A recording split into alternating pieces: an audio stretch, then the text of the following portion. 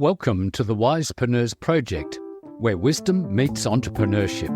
I'm Nigel Rawlins and I provide down-to-earth practical advice to help people over 50, most often women, navigate the shift to independent professional work. I focus on providing you with actionable insights and expert advice to optimise your life and work, from highlighting productivity, health and cognitive agility to mastering business, marketing and knowledge management. I want to help you survive, grow and thrive as an independent professional. My guest is Úna Herlihy, an advertising and marketing consultant who has significantly reshaped Ireland's freelance landscape. Úna founded the Indie List, a freelance platform that champions independent marketing and communication professionals. With her background in advertising and experience as a freelance consultant, Úna brings her wealth of insights into what it takes to thrive as an independent professional. Úna, welcome to the Wisepreneurs podcast. Could you please tell us something about yourself and where you're from? Hi, Nigel. It's lovely to be here. Thank you so much for getting in touch with me. I'm looking forward to our chat. So I'm Úna Herlihy. I'm a marketing consultant and I'm the co-founder of the Indie List, which I'll explain in a minute. I live in Ireland in a small city called Kilkenny, which is a beautiful part of Ireland. And I've been living here for about 17 years. So started my career working in advertising in the early 90s. I worked in agencies for a long time in the client service function. And I loved the whole agency world. I loved working on really exciting brands. I loved the whole creative process. I loved the range of people that you would just meet on all these projects, creative projects like TV productions. And it was just like a really exciting time to be working in the industry. And I worked for about 15 years, I guess, in agency. And back in 2005, I was working on some brilliant accounts, was doing really exciting projects. I had 2 small kids at home. I was just finding it really difficult to see how life in an agency was going to be compatible with my personal circumstances at the time. And it wasn't a place that was massively accommodating of women with young kids.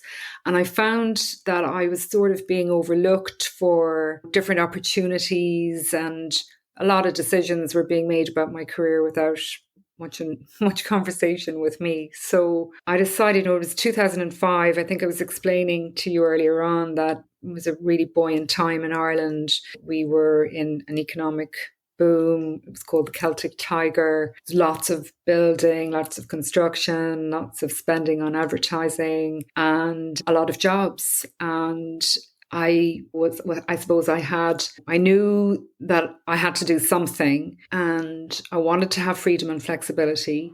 I figured that I will give freelancing a go, and if it doesn't work out, I'll go and get a job in another agency. And that was something that was probably going to be very likely to happen. So anyway, I jumped 2 feet first into freelancing. It was really tough.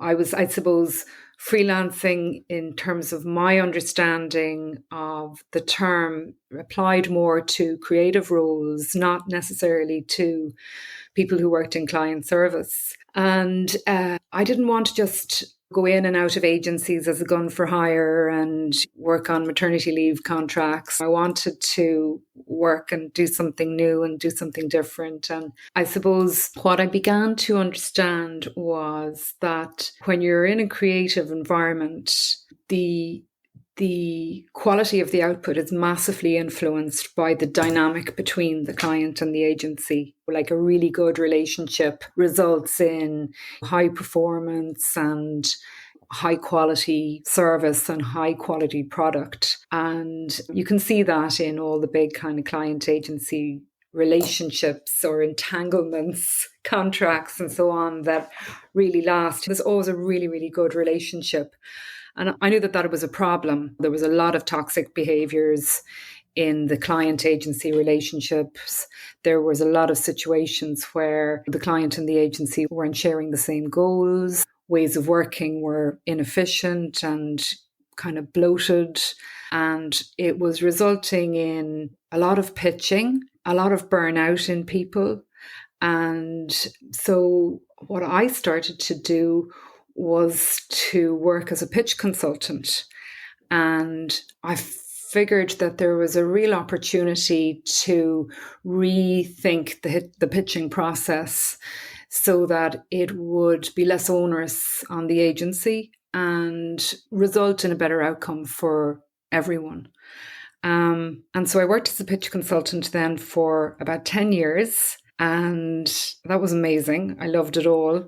Explain what a pitch consultant is. So a pitch consultant. Okay. So what I did was work with the marketing client team or the brand team in a company, and I would run a procurement process to appoint either a creative agency, a PR agency, brand agency. So I would curate a shortlist and manage the process from the start right through to the contracts. So it was, I guess, a project management role around procurement. But it was a great opportunity for me to build my network and to really get to work quite closely with different types of people within an organization. So dealing with compliance, dealing with procurement, HR. So it was a fantastic way for me to expand my network. And so I did that for 10 years. 2020 came and new decade. And I thought, do I really want to be doing this for the next 10 years of my life? And then COVID hit, and suddenly my pipeline disappeared overnight. And I found myself for the first time in maybe 12, 13 years where I had no work. And it was strange. And there was a part of me that was really sort of intrigued about what was happening, what was going to emerge from this disruption from a work perspective. And I knew that a lot of creativity would come from it because inevitably it does. And I never thought, though, that I would be generating anything in any sort of creative project out of it. So I was very inspired by what was going on the front line with healthcare workers, and it was just such a weird time for everybody, and wanting to help out, but being completely restricted from doing so just meant that I applied my focus sort of elsewhere. And I figured I'm one person whose income has stopped because of COVID. There must be hundreds more like me. And I just very innocently, without really thinking about it or overthinking it, I put a post up on LinkedIn, and I said, I'm putting together a list of people who are available for work. If you're interested, join up. And I shared this list with my clients. But of course, I couldn't share the list with that's how not thought through the whole thing was. From a GDPR perspective, I wouldn't be able to share their data with anybody. But I hadn't thought about that, and I didn't want reality to get in the way of a good idea. But I thought very little of it. And a couple of days later, realized that it was really kind of gaining traction, and I was starting to get a lot of messages from people reaching out to me, wanting to know about it, wanting to go on the list. And it sort of mushroomed. And within a couple of weeks, I had spoken to a former colleague of mine from my agency days and tried to get him to come along the journey with me. And we talked about it. We talked about what it could be, how we could take it from a pro bono initiative into a business, what it would look like, what the model would be, what the proposition would be. And we decided to go for it. So the initial post on LinkedIn went out around the 1st of May, and we launched the business then on the 4th of July as the indie list. And so it was a fantastic time. We didn't really know what we were doing. And but that was how it all started. So it was an idea, and it struck when I asked you about the pitching, because I thought, you were working for the advertising agencies trying to get the job with the companies, but you're working with the companies Yes. to help them run that process. And that was in Ireland, wasn't it? That was in Ireland, yeah. Yeah, and it was Yes. great. I loved it. One of our guests was Tash Menon, who worked in London working for some big companies, and she was interviewing people to do their advertising and their marketing. And she realised that she wanted to pick and choose and create her own teams, and she Yeah, did that really well in London. When she yeah, came back to Australia, she set up an agency to do that, so that when a company wants to do their branding in Asia, she curates a great. team, Yeah, just like you're doing. yeah, The benefit you've got is you're on an island, which is called Ireland, yeah, with a good population of about 5 million. So you're sort of, I don't know, contained in many ways. yeah. And that's the other interesting thing about LinkedIn that you mentioned, that you were able to put up an idea and you got traction out of that. LinkedIn can be quite interesting like that. Yeah, yeah. I mean, it started on LinkedIn for sure. And we use LinkedIn a lot for our own marketing activity and for networking. But there was another aspect of it that kind of helped it to gain momentum. And it was, we benefited from a huge amount of goodwill from the start because it was a genuine effort to help out in a really kind of weird time and a scary time for a lot of people. And myself and my co-founder, Peter, we both have worked in the industry for a long time. We both have benefited enormously from working with the people that we've worked with in our industry. And we really appreciate that. And for us, this was a way that we could kind of give back, I guess. And as I say, we had no master plan. We didn't intend on setting up a business. We just wanted to help. We wanted to do something. And then we saw the opportunity. So I think when it happened and we got the momentum on LinkedIn, we also had quite a lot of PR, and that was generating more goodwill for us. And it was just fantastic. It was just a wonderful experience. And yeah, really, really kind of treasure the memory of it, even though it's not that long ago. So it was a good idea at the right time. Yeah, for sure. For sure. It's interesting. A lot of things changed through COVID, and all the lockdowns were probably not a good thing with hindsight, but we didn't know at the time. But it created a whole lot of interesting ways of working. And I think a lot of people decided they want to work for themselves. Well, let's talk about the indie list. Can you explain what it is and how it works? Yeah, so the indie list is, I suppose, a marketplace for freelancers in marketing and communications. We represent quite a broad range of talents in the marketing industry. Not quite the A to Z of roles, but the A to W. So everything from AI specialists to advertising art directors and copywriters, creative directors, photographers, producers, a lot of digital talent, and then a lot of very senior C-suite marketing professionals who probably wouldn't necessarily refer to themselves as freelancers, probably more consultants. And I know we'll talk about that at some point. But what we do is we curate lists of appropriate people for different client projects that we're asked to respond to. We refer to ourselves as a high tech. Well, we're not high tech. We need to become more high tech, but we are high touch. That's, I guess, part of our current operating system. So clients will come to us. They'll tell us what they need. Sometimes they will know precisely what they're looking for, and other times they might need a little bit of help in trying to kind of work out the requirements.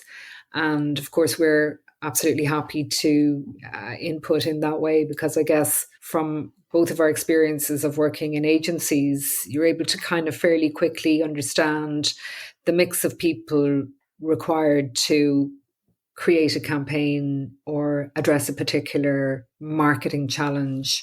So, yeah, we take a lot of time in, first of all, trying to understand what the client requirement is, and then making sure that the people we put forward for the role are as good a match for the client as possible. So What that means is rather than, let's say, a platform like maybe Fiverr or something that's more self-serve, clients have to rely on their own assessment of the particular freelancer. We spend our time all the time reviewing people's portfolios, checking out their references, really try to understand who they are, what their skills are, how relevant they are for a particular role.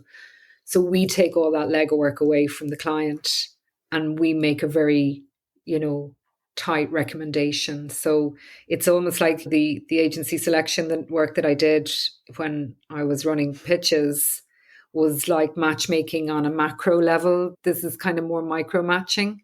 And sometimes it works and sometimes none of the candidates are right for the role. But in that situation, we take the feedback on board and we refine our search and hopefully we'll come out with a perfect match second time round. So that's really how it works. Our platform allows us to post jobs on our jobs board, and all of our members who are onboarded are either invited to a particular project to review it and consider it and accept, or otherwise we'll publish it on our jobs board and people can apply as required. So that's how it works. But I guess the other thing maybe to say about the indie list is our mantra is around helping people earn, learn and connect. So earn is obviously all the work that we do to get people jobs and projects and help them earn money. But, my own experience of working as a freelancer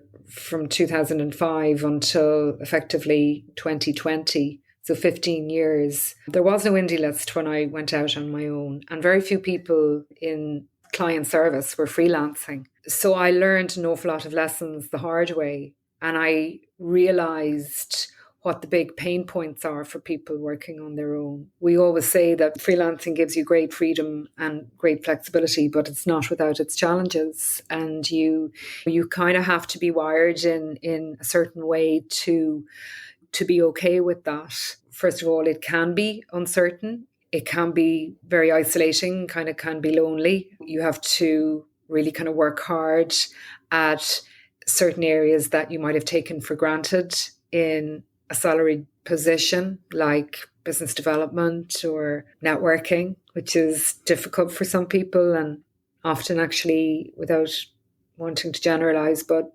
creative people sometimes find it hard to network, I think, outside of their own sort of skill set. And apologies if any creatives are offended by that. So we wanted to create, in the indie list, we wanted to create a place where people could find work, but also network, learn, and be part of a like-minded community. So what we've done is, like, every couple of weeks we'll put on a webinar. We call them our LOL sessions, learn over lunch, and we usually bring somebody in. Like, we had Melissa Lieberman in a couple of weeks ago and she was amazing. And we have another woman, Faye Goldstein, who's a portfolio and proposal specialist. So we put on a webinar every couple of weeks, and really they're designed to help people around the more sort of difficult aspects of freelancing, your financial management, your tax affairs,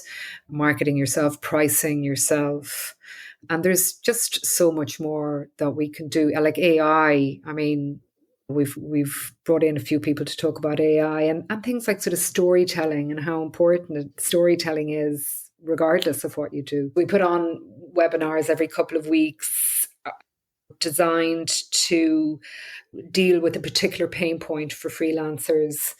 And we get some really good engagement with sort of a slow burn, but it's brilliant having access to people like John Younger and Melissa and Alina, all these amazing mavens who are available and so kind to come on our webinars and impart their wisdom. So that's a really important part of what we do. And then we're also trying to leverage our connections in the business to provide discounts on certain services. So one of the big pain points for freelancers is just kind of your accountancy affairs and your bookkeeping, and how to sort of change your thinking from somebody who was in a job to now somebody who has to manage all aspects of their own financial life. And that's a big transition for people. So we have a partnership with another company where they've offered discounted rates for our members. We've partnered with the Digital Marketing Institute to offer seriously discounted courses. We've partnered with car insurance companies and health insurers to offer discounts off those services. So, and none of that is revenue generating for us. It's all part of, I suppose, the community and the culture that we want to build within the indie list. It's where it started, and it's very much a kind of a central part of what we do. When we see people who decide to leave their jobs and work for themselves, and that they're realistic about what's involved and they've thought it through and they're super talented, we tip our hat to them and say, we're here to be a sort of a support structure for you, a soft place to land if you decide you want to work for yourself. And it's, yeah, so that's been great. Making that shift is a big shift from a job to running your own business. And that's what I think a lot of independent professionals have got to understand. It's not all work for the client. You have to work on the business and your own stuff. So in terms of that learning, how do you sort of explain to the employers who are looking for the talent how to work with the talent? Do you help them learn how all that works? Yeah, you know what? I'd love to say yes, but we're not there yet. But it certainly is a really big, I guess, problem to be solved. We estimate that there's probably about 18 to 20,000 people working in the industry in Ireland. And so that includes, let's call them clients, like brand side marketeers, and then about another 4,000 work in agencies. So your ad agencies, media, PR, and so on. So essentially they service the clients. And then about 7,000 work for themselves. So that's about 1 in 3 people in our industry working for themselves. And there's still barriers to companies sort of leaning into that and embracing it. Structures that don't enable agility. And so we preach about creating conditions for freelancers or self-employed solopreneurs coming in to complement an existing team. But we are right now concentrated purely on getting the business running as efficiently as we can, getting new business, building and improving our infrastructure, on our platform infrastructure. And I think the education part of the job, which is really important, is something that I'd say we need to clone ourselves 3 or 4 times to to do it. But sure, it's something that we have to do. We're not actively doing it at the moment because it's just kind of insurmountable right now to us because we're such a tiny team.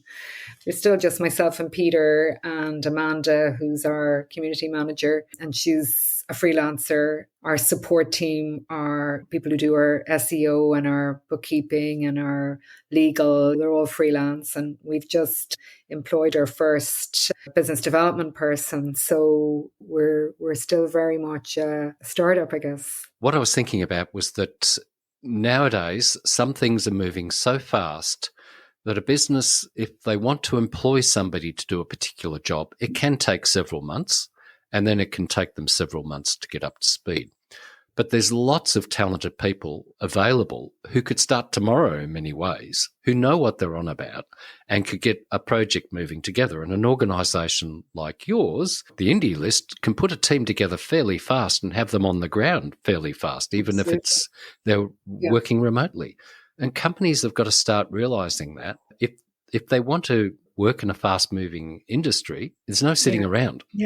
Yeah, it's true. Somebody was connected with me on LinkedIn, had a fairly pressing requirement that I think might have been due to somebody needing to take time for a personal bereavement, I think, within her family, and they needed somebody for a short time, and they couldn't get around HR.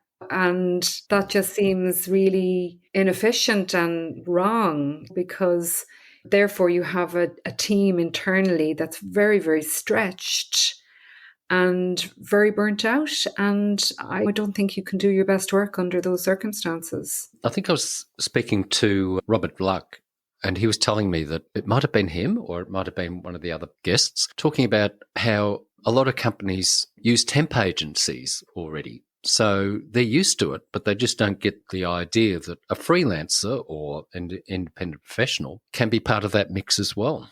Yeah, I think that there is a mindset over freelancers. I think there's a kind of a perception that you use freelancers in case of an emergency, almost to stop the bleeding. And that's fine. There are some freelance roles that can respond really quickly and jump in really, really quickly. But obviously, the more time you can afford to find the right person for it often pays off. You have freelancers who will be able to jump into a job straight away. So some freelancers, some self-employed people will identify as freelance.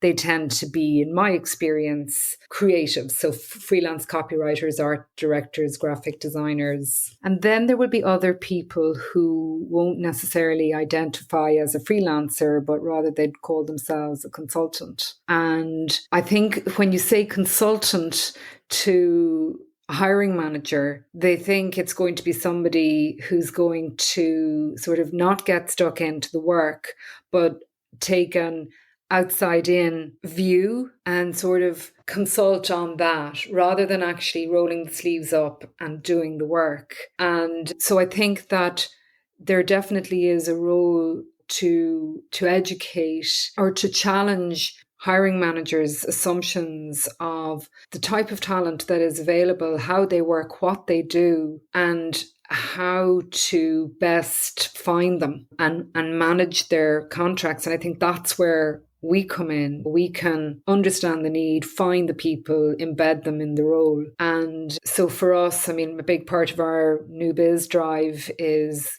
going to be going out and showing customers the breadth and range of talent that there is and how easy it is to work with them, to find them and work with them if you can kind of open your thinking and challenge the way you currently work so that you can respond to the range of challenges that the marketing services industry is facing right now. There's a myriad of challenges, and as you said previously, there's a huge amount of change, and it seems like the rate and the pace of that change in our industry is so overwhelming. Obviously, even more so now because of AI. And when I started working in this industry, we used to talk about annual brand planning. That's such a luxury from the past. You have to be able to react on the spin of a dime now. If you are talented and you've decided you want to work for yourself and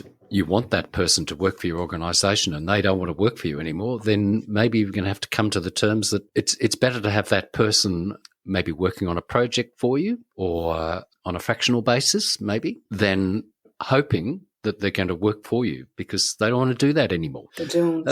What do people call themselves? I know we've talked about freelancing, independent consultants, independent professionals. What are your thoughts on what do we call ourselves? Yeah. What do we call ourselves? Oh my gosh, I don't think there's an easy answer to that. I think some people call themselves freelancers, others call themselves solopreneurs, independent consultants, independent professionals. I think it's changing all the time, and that's, I guess, kind of interesting as well, because it just shows you, to my mind, that how so many really, really skilled people are deciding or realizing that they can have a career with the structure of the permanent employer and all that comes with that. So yeah, I think it's all of the above. What do you need to do to get listed On your platform, what sort of things are you expecting people to provide you with if they want to be on the indie list? Yeah, so we want really experienced people who are very serious about the work that they do. So to sign up at the indie list, right now you go to our platform, you click on the link to register as an indie lister, and then you're taken onto our platform where we will ask you a number of questions, and there begins the onboarding process. So the things that we'll want to know is, I guess, your elevator pitch. How would you describe yourself? What are your skills and expertise? What's your professional experience? Where have you worked before? What your rates are, what your availability is. And we would expect a CV at the very least, or if you're a creative, a link to your portfolio, ideally a website. And when we have captured all the information that we need to get, we make we review all the information and we make an assessment as to the suitability of the individual to the type of work that we get and the kind of client work that we have and the sorts of client relationships that we have. Some people will get through. Not everyone will get through because they haven't provided the information that we need or they haven't engaged with us. So when we have all the information, we admit them into the talent pool, and then depending on their particular skill set and any particular demand in the market, if we don't know them, we'll schedule a call to get to know them a bit better. As you said earlier, Ireland is an island nation of about 5 million people. In our industry, it's relatively small, about 22,000.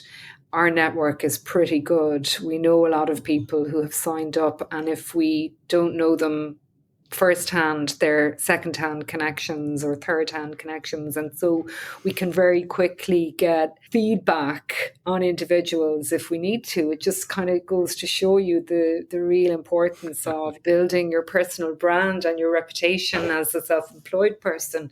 Because basically, when somebody rings up another person to say, what's Nigel Rawlins like? You want to be pretty sure what that person is going to say about you from a professional perspective anyway, if you're really serious about, I suppose, being successful as a self-employed person. So yeah, and then we'll schedule time to speak, get to know them, encourage them to turn up at our events, get involved in as much as they can, and they then are able to apply for a job or a particular project. And yeah, we try to keep it as easy as possible, but it's a platform and sometimes it glitches, but we're a kind of a work in progress. So that's the sort of the journey. We handle all the admin and the billing and all of that sort of stuff, because there's nothing worse than a freelancer having to continually chase up a client for payment, and sometimes it can get a bit awkward and the freelancer doesn't want to bite the hand that feeds and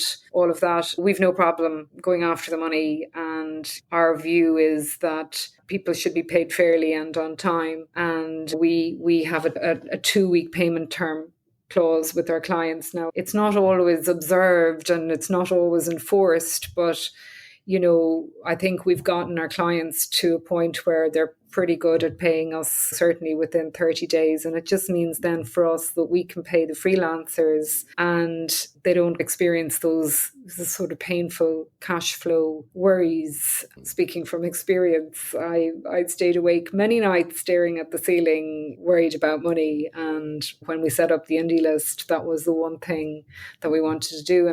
And the one piece of advice I would give to every person considering freelance is get an accountant, because you just spend so much time trying to understand it. And for some people like myself, just hand it over to somebody who really knows what they're doing and concentrate on the stuff that you're really good at and lights you up. I totally agree. So one of the things the Wisepreneurs podcast is about is encouraging older professionals who may wish to become independent professionals. With your indie list, what sort of age groups do you have on there? Do you encourage older professionals? Yeah, there is a mix. The average age of our membership is about 46. We don't tend to have too many people who are 3 or 4 years into their careers. A lot of people in our industry at that stage, they're trying to learn the business. They're maybe at a life stage that needs them to have a bit more security. So what we see in this market anyway is that most people who are freelance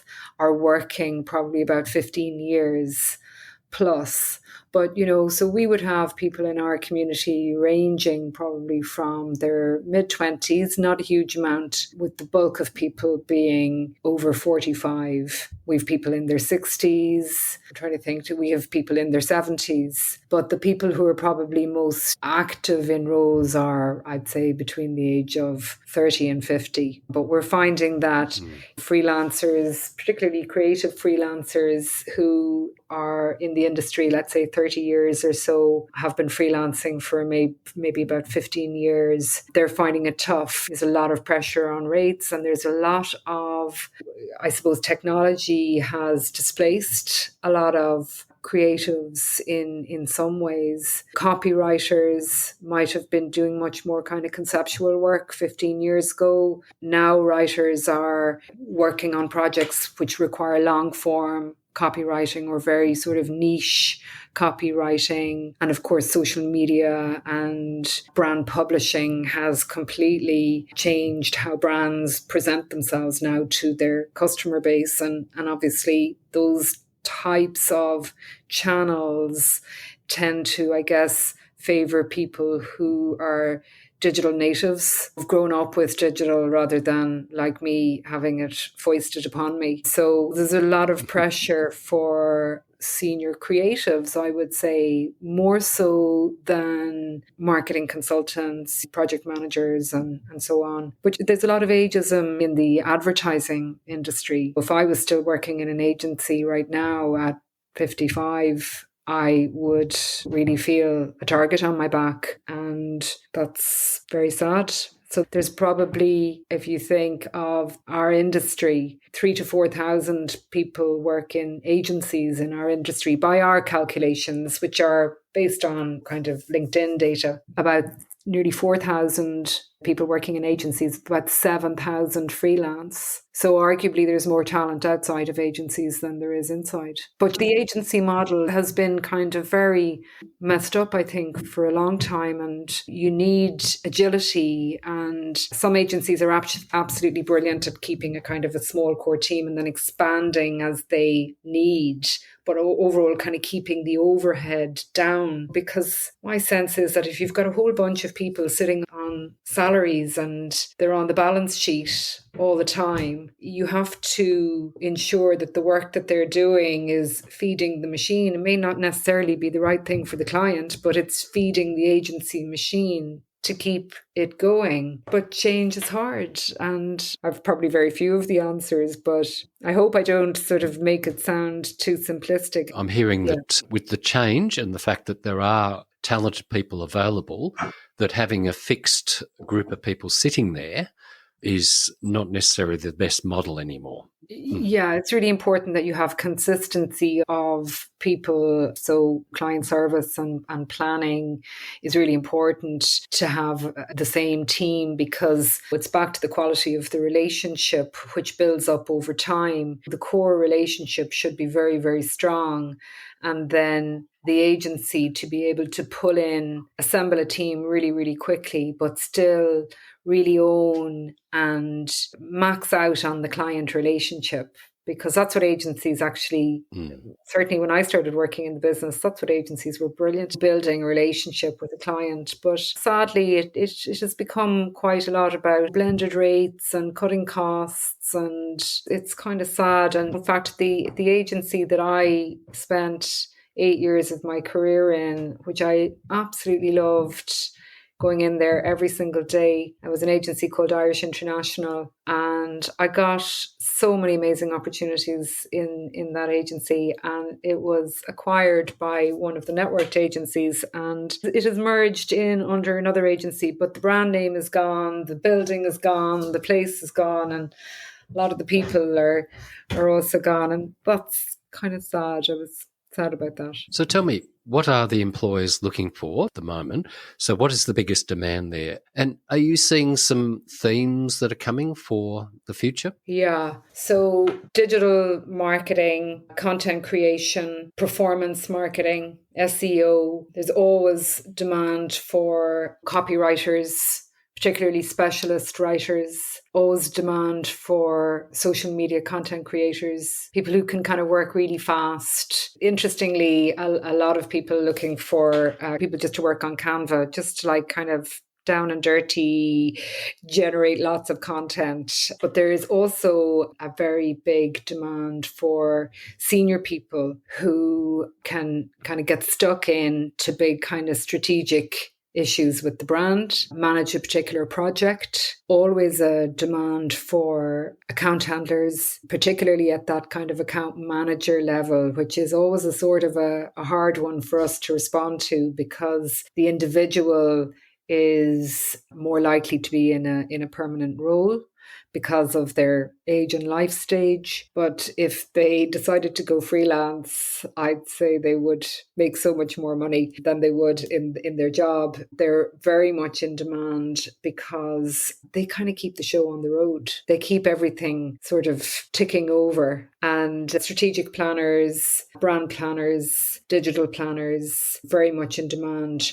We're now starting to see a demand for AI specialists, so people who can come in and deliver training to brand and marketing teams. And that's a sort of an exciting space for us to be in because we've got some really amazing people in that area. But it could change. I mean, it just changes so quickly. And because we're only 3.5 years old, it's hard to definitively sort of point to our jobs board and pull out sort of trends. It could be anything, and so that's what makes it really exciting, and that's what makes it feel like so many people actually could get some work with us, because every job is quite different, every role is quite different, and it's really exciting for us if we can sort of really quickly know who the right person for the job is. That's just the sweet spot for me. It's like when you're talking to a client and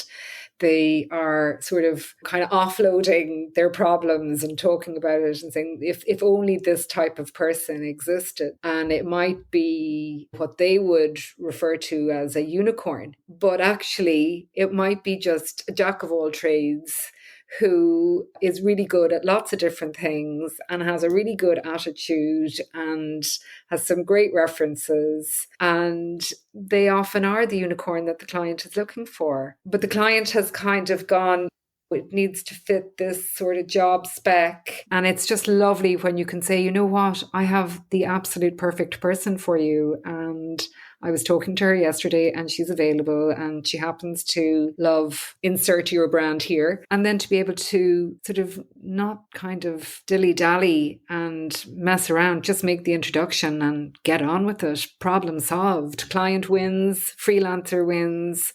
And when they win, then we win. So it's the triple win, the trifecta. Fantastic. Let's start finishing up. How would you like people to connect with you and contact you? Oh, well, I'd love people to contact me. So you can get me on LinkedIn. You can send me an email at una@indielist.ie. I know you'll probably include it in the notes. You can send me a carrier pigeon or a message in a bottle, but LinkedIn is probably the best way to get me. And yeah, I love to hear from anybody who'd be interested. This is the great thing about the World Wide Web. It's very much accelerated by COVID, which was this idea that if you are on the other side of the world, there is no problem about communicating. And that was the really wonderful thing about COVID. There were a lot of people that I connected with in the States over the last 10 years. And I would have always sort of thought, oh, if I ever go to America, I must look them up and go for coffee or whatever. And I ended up just kind of reaching out to them over COVID, and we had a coffee on Zoom, and it was just fantastic. So that's what I think is really great about being able to sit on this podcast with you in some place in Victoria. What's the name of the village? Or the town? Clifton Springs. So it's 100 kilometres south of Melbourne. Wow. Una, thank you very much for being my guest on the Wisepreneurs podcast. Thank you, Nigel. I really, really enjoyed it. And I hope I didn't rabbit on too long about anything. But no, it was really nice. Thank you for listening to the Wisepreneurs podcast. I hope you enjoyed this episode. Please consider subscribing to the podcast. And if you're feeling generous, buy me a cup of coffee to keep me going. Thank you.